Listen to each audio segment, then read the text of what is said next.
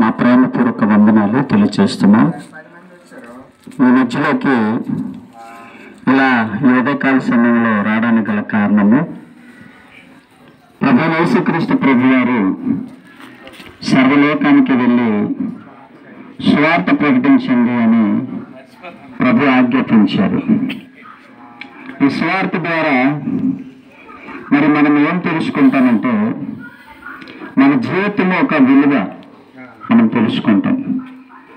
ఈ భూమి మీద మనిషి ఈరోజు అన్ని జీవరాశుల కంటే మహా జ్ఞానిగా తెలివైన వాడుగా దేవుడు మనల్ని తన పోలికలో తన స్వరూపం నుండి దేవుడు మనల్ని తన పిల్లలుగా నిర్మించాడు.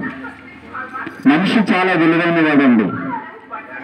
అయితే ఈ మనిషి తన జీవితంలో అన్నిటికీ విలువిస్తున్నాడు, అన్నిటినీ విలువగా చూస్తున్నాడు. కానీ తన జీవితంలో ఎంత విలువైనది అనేది మనిషి తెలుసుకోలేకపోతున్నాడు. ఎందుకంటే ఈరోజు మనిషి జీవితంలో చూడండి, మరి పరిశుద్ధ గ్రంథంలో అయిన బైబిల్ గ్రంథంలో యేసుక్రీస్తు ప్రభు వారు చెప్తున్న మాట ఏంటంటే, మనిషి జీవితం ఎలాంటిదంటే ఇంతలో కనబడి అంతలో మాయమైపోయే ఆవిరి వంటిదట.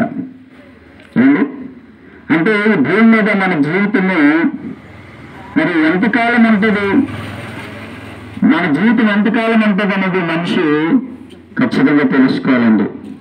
మన జీవితము ఈ భూమి మీద శాశ్వతం కాదు. మనము అన్ని సంపాదించుకుంటున్నాం, అన్ని సమకూర్చుకుంటున్నాం. చూడండి, అన్ని సంపాదించుకుంటున్నాం. మనము అన్ని విషయాల్లో మనము నాకు ఇది కావాలి, ఇది నేను సంపాదించుకోవాలి అని అనుకుంటున్నాడు.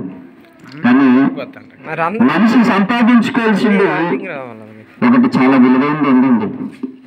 అదేంటంటే పరలోకం.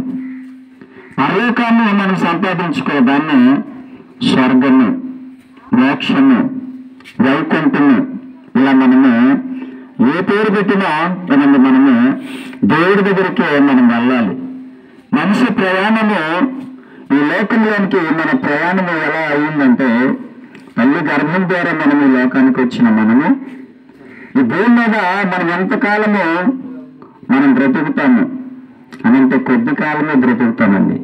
అందుకే పరిశుద్ధ గ్రంథమైన బైబిల్ గ్రంథంలో దేవుడు చెప్తున్న మాట ఏంటంటే, మనిషి ఆయుష్ కాలము ఎంతంటే 60 సంవత్సరాలట, 70 సంవత్సరాలట, ఇంకా అధిక కాలం ఉంది దగ్గర 80 సంవత్సరాలట. మరి ఈరోజు మనం చూస్తే మనుషులు 80 సంవత్సరాలు కూడా మనుషులు బ్రతకట్లేదు. ఒకప్పుడు మాత్రమే 100 సంవత్సరాలు బ్రతికిన మనుషులు కూడా మనం చూసాం. కారణం ఏంటి అని ఆలోచిస్తే, దేవుడు మనిషికి ఆయుష్కాలము నియమించాడు. మనం ఈ భూమి మీద బ్రతికి ఉన్నంత కాలము మనము మన ఇష్టాలు మనం నెరవేర్చుకుంటూ ఉంటాము. మనిషి ఏం చేస్తున్నాడంటే, తనకి నచ్చినట్టుగా చేసి దేవుడి మాటను మర్చిపోయి, దేవుడి మాటను మర్చిపోవడం అంటే ఏంటంటే, నేను ఎక్కడి నుంచి వచ్చానో అక్కడికి వెళ్ళాలని మనిషి ఖచ్చితంగా తెలుసుకోవాలి. ఎందుకంటే మనిషి అనుకుంటున్నాడు, నాకు నచ్చినట్టుగా నేను ఉంటాను, అవసరమైతే ఇదిగో నేను ఎవరి మాట విన్నాను అంటాడు. మనిషికి చెప్పామనుకోండి, నువ్వు ఎందుకయ్యా ఇలా తాగుచున్నావు, ఎందుకయ్యా నువ్వు ఇలాగ తిరుగుచున్నావు, ఎందుకయ్యా నువ్వు బూతులు మాట్లాడుతున్నావు అని అంటే నా ఇష్టం అంటాడు మనిషి. కానీ మన ఇష్టం కాదండి, మనల్ని పుట్టించిన దేవుడు అన్నాడు. ఆ దేవుడు ఎందుకు మనల్ని పుట్టించాడంటే, మనం ఈ భూమి మీద ఆ దేవుడి నామాన్ని మనం ఘనపరచాలి. ఆ దేవుడి కొరకు మనం పరిశుద్ధంగా బ్రతకాలి. అనేక మందికి దేవుడి గురించి మనం చెప్పాలని దేవుడు మనల్ని పుట్టిస్తే మనిషి ఏం చేస్తున్నాడంటే తనకు నచ్చినట్టుగా బ్రతుకుతూ పాపం చేస్తున్నాడు. మనము చూసే చూపుల్లో పాపం, మనం ఆడే మాటల్లో పాపం, మన ఆలోచనలో పాపము. దేవుడు మనల్ని పుట్టించినప్పుడు మనల్ని యథార్థంగా పుట్టించాడు. మనల్ని దేవుడు పుట్టించినప్పుడు యథార్థవంతులుగా పుట్టించాడు. కానీ మనం ఈ లోకంలో నానా తంత్రంలోనే మనం కల్పించుకున్నామండి ఈరోజు. ఏమండి, మనుషులందరూ ఒకటే అంటే మనిషి ఏమంటున్నాడంటే నువ్వు వేరు నేను వేరు అంటున్నాడు. దేవుడైతే అంటున్నాడు మనుషులంతా ఒకటే, మనలందరినీ పుట్టించిన దేవుడు ఒక్కడే. ఆయన పరలోకమందు ఉన్నాడు, ఆయన దేవుడిగా ఉన్నాడు. అయితే ఆ దేవుడు ఎలా ఉన్నాడు అంటే ఆయన ఆత్మస్వరూపి, పరమాత్ముడు. ఆ పరమాత్ముడైన దేవుడు మనల్ని పిలుస్తున్నాడు, మరలారా తిరిగి రండని అని పిలుస్తున్నాడు. మనమేమో నేను వెళ్ళను, ఈ లోకమే శాశ్వతం అనుకుంటున్నాం. కానీ ఒక దినము ఏమండి మనందరము చనిపోవలసిన దినము ఒకటి ఉంది. అది ఈ రోజా రేపా ఎప్పుడనేది మనకు తెలియదండి. అయితే మనము చనిపోక ముందు ఒక సత్యాన్ని మనం తెలుసుకోవాలి. ఈ భూమి మీద ప్రతి మనిషి కూడా పాపం చేస్తున్నాడు కదా. ఈ పాపం చేస్తూ చనిపోయిన వాడు ఎక్కడికి వెళ్తాడు?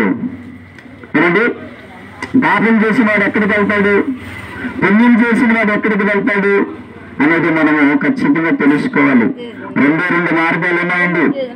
పాపం చేసిన వాడు ఎక్కడికి వెళ్తాడంటే నిత్య నరకంలోనికి వెళ్తాడు, అగ్ని గుండము. ఏమంటే అక్కడ ఏమండి అగ్ని ఆరదు, ఆత్మ చావదు. పాపానికి జీవితంలో మరణము. ఏమంటే పాపం చేసిన వారు అందరూ ఎక్కడికి వెళ్తామంటే మనం నరకానికి వెళ్తాము. మరి మనము పరిశుద్ధంగా బ్రతికితే ఎక్కడికి వెళ్తాము? పరలోకానికి వెళ్తాం, మోక్షానికి వెళ్తాం. ఏమండి ఈ మాటలు మరి పాపం చేస్తూ అనేక మంది ఈరోజు చనిపోతున్నారు. వారందరూ ఎక్కడికి వెళ్తారు? నరకానికి వెళ్తారు. దేవుడు చూచాడు, దేవుడు పైనుండి చూచాడు, నా పిల్లలందరూ పాపం చేసి ఇదిగో నరకానికి వెళ్ళిపోవడము నాకు ఇష్టం లేదని. ఏమండి 2025 సంవత్సరాల కిందట ఏమండి మహాత్ముడిగా ఈ లోకానికి వచ్చిన ఒక మహానీయుడు ఉన్నాడండి. ఆయన పేరే ప్రభువైన యేసుక్రీస్తు. యేసుక్రీస్తు ప్రభు వారు ఈ లోకానికి మనుషులందరూ చేసిన పాపము నుండి విడిపించడానికి ఆయన మనుష్య కుమారుడిగా ఈ లోకానికి వచ్చాడు. వచ్చి ఏమండి ఆయన 33.5 సంవత్సరాలు భూమి మీద బ్రతికి ఏమండి ఆయన ఏ పాపము చేయలేదండి. ఏమండి ఏ పాపం చేయకుండా పాపులమైన మన కొరకు ఆ కల్వరి శిలువలో ఆయన ఏం కార్చాడంటే తన పరిశుద్ధమైన పవిత్రమైన రక్తాన్ని కార్చాడండి. ఏమండి ఆయన పరిశుద్ధమైన రక్తం ద్వారా మనందరికీ ఏం కలిగిందంటే పాప క్షమాపణ కలిగింది. మనందరికీ పాప క్షమాపణ దేని వల్ల కలిగిందంటే ప్రభువైన యేసుక్రీస్తు నామములో ఆయన పరిశుద్ధమైన రక్తం ద్వారా మనందరికీ పాప క్షమాపణ కలిగింది. చూడండి, ఒక వ్యక్తి పాపం పోవాలంటే ఏమండి యేసు రక్తము సమస్త పాపం నుండి మనల్ని పవిత్రపరుస్తుంది. ఆయన రక్తంతో మనం కరగబడితే మనకు దేవుడు ఆ లోకానికి మనం వెళ్తాము. యేసు ప్రభు ఈ లోకానికి వచ్చింది ఏమండి పాపల్ని రక్షించడానికి వచ్చాడండి. ఏమండి మనం ఒకటే చేయాలి. ఈ భూమి మీద మాటలు చెప్తున్న నేను కానీ ఇక్కడ ఉంటున్న ప్రతి ఒక్కరు, భూమి మీద ఉంటున్న ప్రతి మనిషి కూడా పాపేనండి. ఏమండి ప్రతి ఒక్కరు పాపం చేస్తూనే ఉన్నాము. మరి పాపం చేసిన మనము పరలోకానికి వెళ్ళాలంటే ఇదిగండి యేసుక్రీస్తు ప్రభువే మార్గము, యేసుక్రీస్తు ప్రభువే జీవము, యేసుక్రీస్తు ప్రభు వారి సత్యము.